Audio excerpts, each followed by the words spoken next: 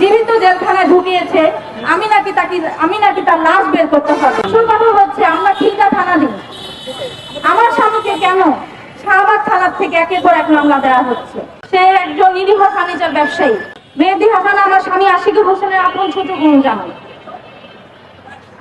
সে প্রলোভন দেখিয়েছে, ব্যবসা প্রলোভন।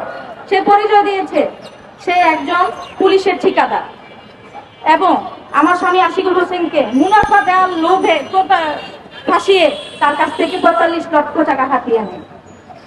কিন্তু সে এখন আর টাকা দিতে পারছে না। নানান ধরনের তালবাহানা শুরু করার পরে আমার স্বামী তার বিরুদ্ধে যখন মামলা নেওয়ার পদক্ষেপ নেয়, তার আগেই সে মেহেদী হাসান দ্রুত আমার স্বামীকে শাহবাগ থানার এসআইয়ের মাধ্যমে তাকে বাসার নিচ থেকে তুলে নিয়ে যায়।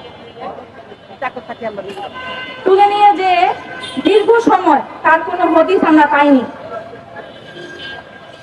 সেই রাতেই অর্ধেক রাতের পর ফোন আসে শাহবাগ থানা থেকে, আমাদের থানা উপস্থিত হতে বলে। কিন্তু পরদিন সকালে ডিউটিরত অফিসার শাহবাগ থানা আমার স্বামীকে ভিত্তিহীন মামলা দিয়ে কোর্টে চালান করে দেয়। রাজনৈতিক মামলা, রাজনৈতিক আওয়ামী লীগের মামলা দিয়েছে। আসল কথা হচ্ছে আমরা খিলগা থানা দিই, আমার স্বামীকে কেন শাহবাগ থানার থেকে একের পর এক মামলা দেওয়া হচ্ছে। উদ্দেশ্য প্রণোদিত ভাবে তাকে এই মামলাগুলো দেওয়া হচ্ছে যেন সে বের হতে না পারে। এবং এই মেহেদী হাসান নানান ভাবে নানান মানুষের মাধ্যমে আমাকে হুমকি দিচ্ছে যে আশিকুর হোসেন আমার স্বামীকে আমি কখনো জেলখানা থেকে বের করতে পারবো না।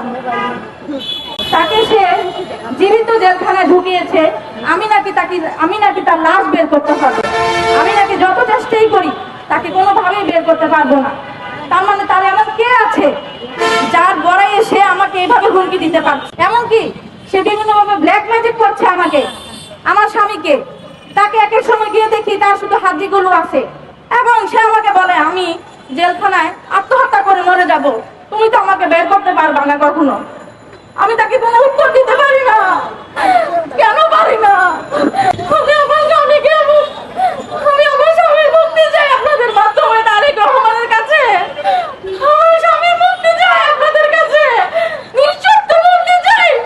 না হলে আমি আজকের পর থেকে এখানে যদি কোনো দাবি আমার যদি আমি কোনো বিচার না পাই আজকে পরে আমি এখানে আমৃত্যু অনশন করবো।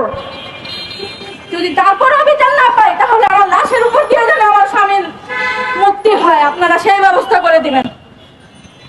আমার পক্ষে আর বেঁচে থাকা সম্ভব না। আমি দীর্ঘ 1 বছরের উপরে লড়াই করে যাচ্ছি, আমি আর পাচ্ছি না। আমি নিঃস্ব হয়ে গেছি, ক্লান্ত হয়ে যাচ্ছি। আমার পাশে আমি কাউকে পাচ্ছি না।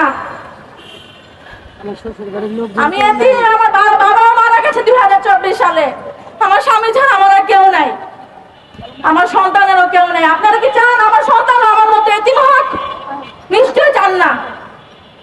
আমি জননেতা তারেক রহমানের কাছে আমার জোর দাবি, আমি আমার স্বামীর মুক্তি চাই, নিঃশর্ত মুক্তি চাই।